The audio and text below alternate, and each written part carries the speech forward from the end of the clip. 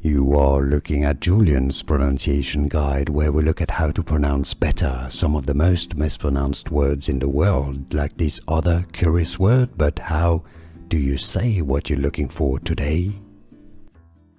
Name pronunciation from Throne of Glass. If you want to learn more names from the series, make sure to stay tuned to the channel, and to the end of the video we got tons of character names pronunciations for you.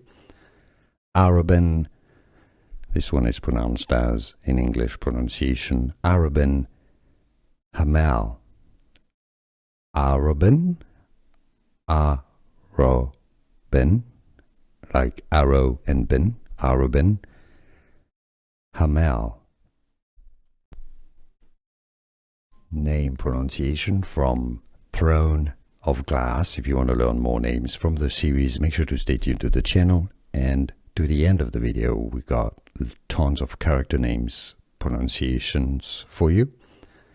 Arobynn, this one is pronounced as, in English pronunciation, Arobynn Hamel.